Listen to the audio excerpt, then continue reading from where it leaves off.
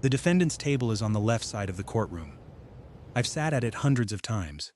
I know exactly how the chair feels, how the light comes in from the high windows on the east wall, how the room smells like old wood, and something institutional that never quite goes away no matter how many times they clean it. I know all of this because I am a defense attorney, and courtrooms are where I live. What I was not prepared for, on a Tuesday morning in October, was to look up from my files and see the woman from the rain standing at the prosecutor's table. She was already looking at me. Her expression did not change.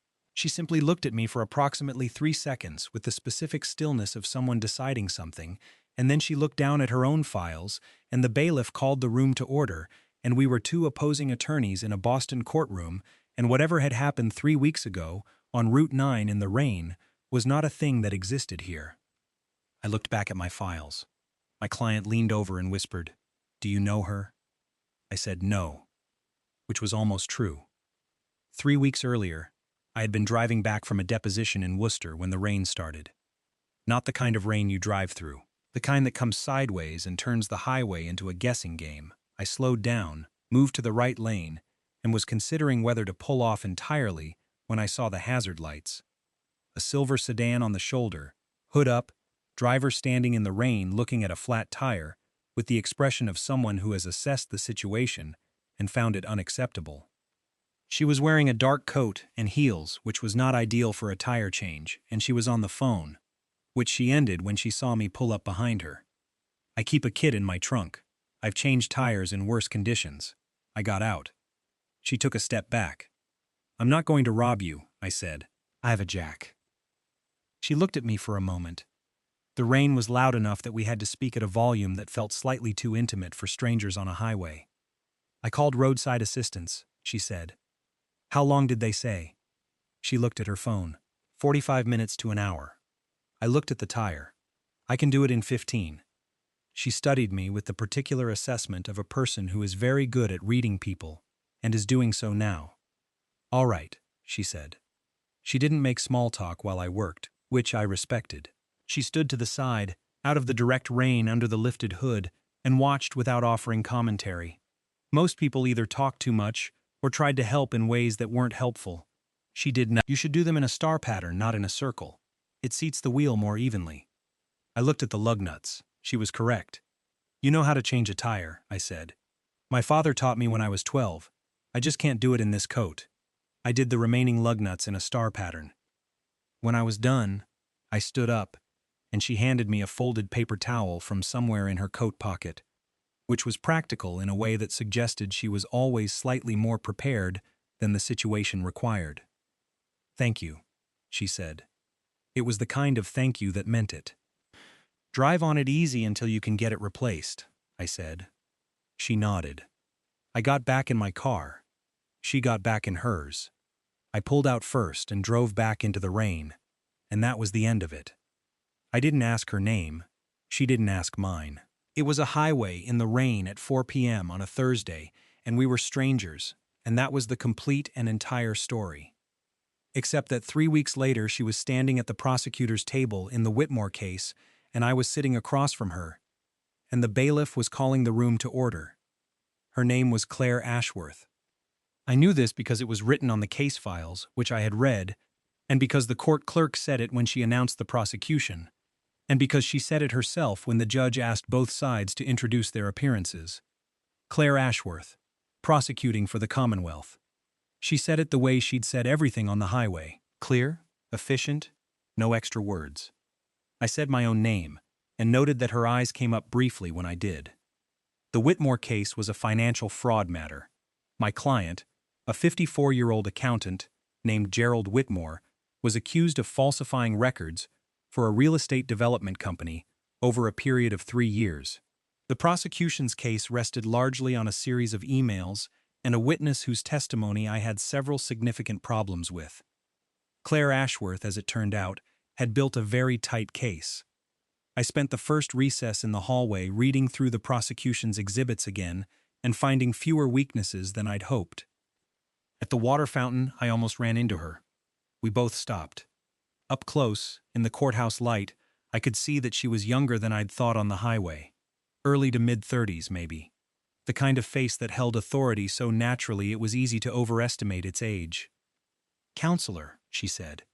"Counselor," I said. "We got water in alternating turns." "The star pattern worked," I said. The corner of her mouth moved. Not quite a smile. Something smaller and more controlled. "It usually does," she said, and walked back into the courtroom. I should explain something about opposing counsel situations. In theory, there is no reason two attorneys on opposite sides of a case cannot be civil to one another. In practice, the job creates a specific kind of adversarial relationship that doesn't leave much room for anything else. You are trying to win. They are trying to win. Every conversation is potentially a tactic. Every word you say can end up being used against your client. I am good at keeping those lines clear. I am less good, as it turned out, at keeping them clear when the opposing counsel is the woman who corrected my lug nut technique on a highway in the rain. It's not that I was distracted. I was entirely focused on the case. I cross-examined the prosecution's witness effectively. I objected at the right moments. I found the weaknesses in the email chain and exploited them. But I also noticed things. I noticed that Claire Ashworth never raised her voice in court, not once, even when the judge sustained one of my objections in a way that clearly disrupted her rhythm. She simply paused, reorganized, and continued. I noticed that she prepared more than anyone I had faced in recent memory. Every exhibit was numbered. Every witness had been clearly prepped. She anticipated my objections twice before I made them. I noticed that she ate lunch alone in the courthouse cafeteria on the second day of the trial, reading from a folder, and that she did this with the specific self-sufficiency of someone who has been eating alone by choice for long enough that it no longer registers as solitude. I noticed all of these things in the specific way you notice things when you are trying very hard not to notice them. On the third day, I found the problem with the witness. The prosecution's key witness, a junior accountant named Peterson, had testified that he had personally seen Gerald Whitmore alter a specific document on a specific date in March. The date was important. If the alteration had happened when Peterson said, "My client's defense fell apart," but Peterson's own timesheet, which the prosecution had submitted as part of a separate exhibit, showed that he had been on approved leave that entire week. He could not have seen what he said he saw. I requested an emergency hearing before the judge that evening. Claire Ashworth appeared 30 minutes later, clearly having come directly from somewhere else. She was still in her court clothes, but her coat was different, hurried. The judge reviewed the timesheets. He reviewed Peterson's testimony. He called it a material inconsistency and scheduled a hearing for the following morning. Claire Ashworth said nothing during this. She sat across the small conference table from me and the judge and reviewed the documents with the expression of someone recalculating something complicated in real time. After the judge left, we were alone in the conference room for approximately 90 seconds while we gathered our files. She said, "Where did you find it?" "Exhibit 34, I said. The timesheets were submitted with the payroll records. It was 300 pages in. She was quiet for a moment. "I missed it," she said. "It was not an excuse. It was a fact, stated plainly." "It happens," I said. She looked at me. Not to me. I didn't argue with that. The case resolved the following week. Not in the way either of us had planned. The timesheet inconsistency raised enough questions about Peterson's credibility that the prosecution's case weakened considerably. Gerald Whitmore was convicted on 2 of the 4 counts, which was not a full victory for either side, and satisfied no one entirely, which is often what justice actually looks like. In the hallway afterward, Claire Ashworth stopped beside me while we both waited for the elevator. "Your client is not a good man," she said. "My client is entitled to a defense," I said. "I know. That's not a criticism." The elevator came. We both got in. "You're good," she said after a moment.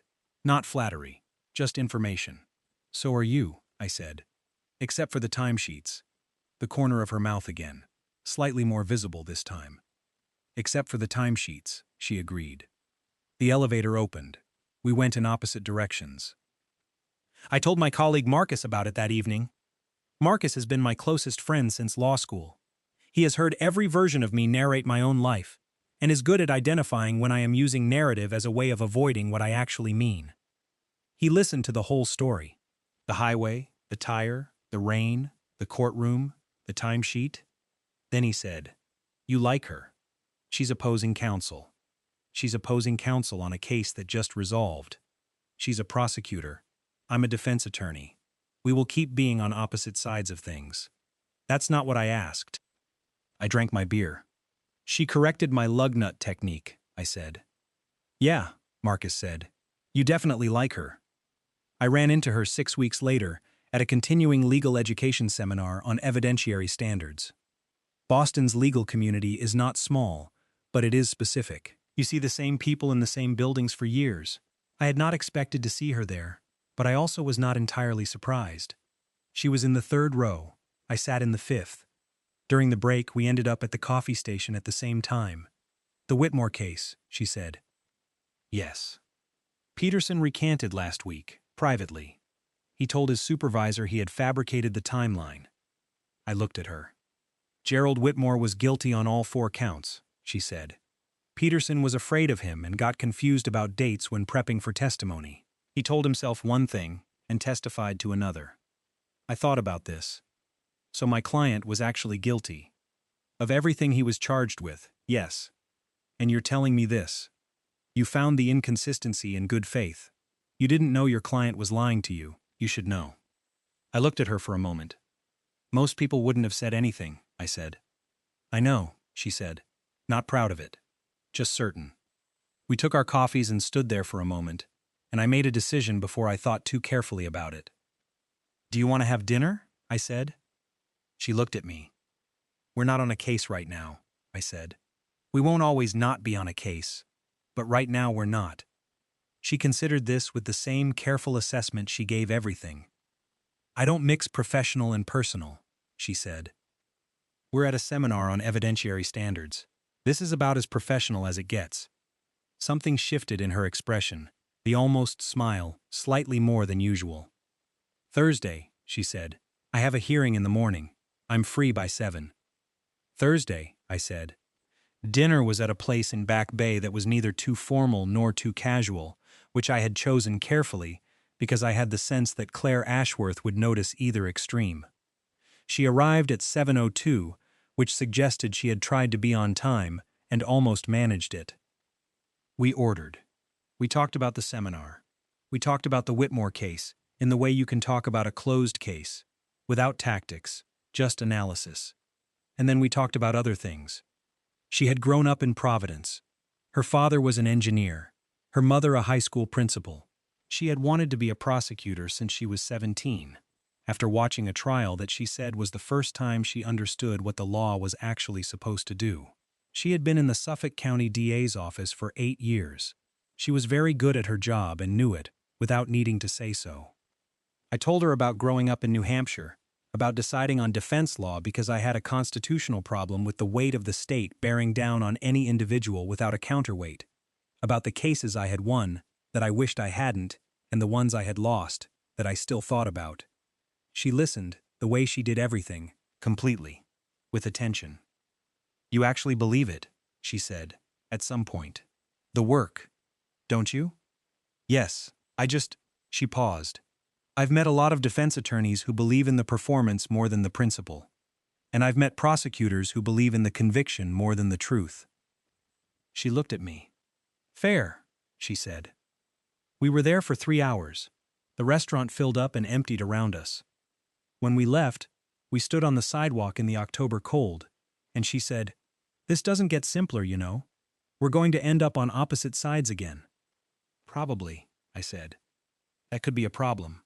"It could be," I said. "Or it could just be the thing we figure out." She looked at me for a moment. "Thursday was good," she said. "Thursday was good," I agreed. She was right that it didn't get simpler. 4 months later, we were on opposite sides of an assault case that ran for 2 weeks and was genuinely contentious. We did not discuss the case outside the courtroom. We did not have dinner during the trial.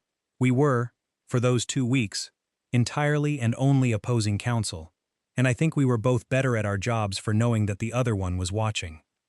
My client was acquitted. Claire appealed one of the evidentiary rulings. The appeal was denied. The night the appeal decision came through, I texted her. She wrote back, "You're insufferable." I wrote, "Dinner Thursday?" She wrote, "Yes."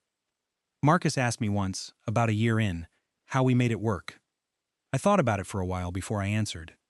I said, "She never asks me to be bad at my job, and I never ask her to be bad at hers." Marcus said, "That's it?" I said, "That's most of it." The rest of it was harder to explain. The specific way Claire moved through the world, with a precision that looked like coldness, until you understood that it was actually a form of respect for the work, for the people involved, for the difficulty of the thing. The way she said exactly what she meant and expected the same in return. The way she had, at some point without either of us formally acknowledging it, started keeping a toothbrush at my apartment and complaining about how I organized my bookshelves. "Chronological is not a system," she said once, standing in front of them. "It works," I said. "For whom?" She reorganized them by subject area one Saturday afternoon while I was on a call. I pretended to be annoyed. I was not annoyed. I proposed on a Thursday, because Thursday was the day she had first agreed to dinner, and because Claire noticed the significance of things, and because I wanted her to know I had been paying attention. We were at the same restaurant in Back Bay. Same table, almost. I had asked the host. Afterward, on the sidewalk, in October again, 1 year later. I said, "I know this doesn't get simpler." She said, "No." I said, "I know we're going to keep ending up on opposite sides." She said, "Yes." I said, "I know you're going to keep being right about lug nut patterns." She laughed. Actually laughed, not the controlled, almost smile. The real one, which I had been collecting for a year and which still felt like an event. I took out the ring. I said, "I'd like to keep figuring it out with you." She looked at the ring for a long moment. Then she looked at me. "You know I'm going to beat you on the Harmon case," she said. "You're not going to beat me on the Harmon case." "I am. Claire." "Yes," she said. "Obviously yes." I put the ring on her finger. She looked at it. "The star pattern," she said. "What?" "The lug nuts. If you'd done it wrong, the tire would have failed on the highway, and you would have driven past me." I thought about that. A highway in the rain. Hazard lights. A woman in a dark coat standing in the downpour with an expression of someone who had assessed the situation and found it unacceptable. "I almost didn't stop," I said. "I know," she said. "I'm glad you did." The October night held us both. And in the morning we would be on opposite sides of the Harmon case, same as always. That was fine. We had figured out the rest. There is a particular kind of morning in a Boston October. Cold coming off the harbor, the city still gray before the light finds it, the streets not yet busy enough to be loud. I drive in early on trial days. I like the empty city. I like the hour before the courtroom fills up, when the case is still just a set of arguments and a stack of files and everything is still possible. This October morning, Claire is already at the kitchen table when I come downstairs. She has been up for an hour. Her files are spread in the precise organized system she uses that I have never been able to replicate and have stopped trying to. She looks up. "You're going to lose the Harmon case," she says. "Good morning," I say. "The Harmon case," she repeats. "I heard you. I make coffee. 2 cups, because I know how she takes hers. You've been wrong before. Twice," she says. "In 8 years. The timesheets." She gives me a look. "That was different. You said it yourself. Not to you." She goes back to her files. I bring her coffee. She takes it without looking up, which means she knows I made it right. I sit across from her with my own files, and we work in the same silence we have always worked in, the specific silence of 2 people who have stopped needing to fill it. Outside, Boston is waking up.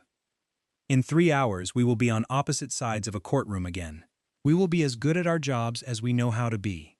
We will not ask anything different of each other. But right now it is early, and the city is gray and quiet, and Claire is reorganizing a section of her argument, and I am finding a weakness in it that I will use against her in approximately 3 hours, and neither of us would change any of this. I think about Route 9 in the rain. I think about hazard lights on the shoulder. I think about a woman standing in the downpour with an expression of someone who had found the situation unacceptable and was handling it anyway. I almost drove past. I have thought about that many times since. The specific smallness of the decision. Pull over or don't. 15 minutes out of a Thursday afternoon. A highway in the rain. A star pattern on the lug nuts. And then, 3 weeks later, a courtroom. Some things don't announce themselves as important when they happen. They just happen, and later you understand what they were. Claire looks up. "You're staring," she says. "I'm thinking," I say. "About the Harmon case? About Route 9. She is quiet for a moment. Then she looks back at her files and says, without looking up, "Good thing you stopped." "Yes," I say. Outside, the city is fully awake now. We have a courtroom to get to.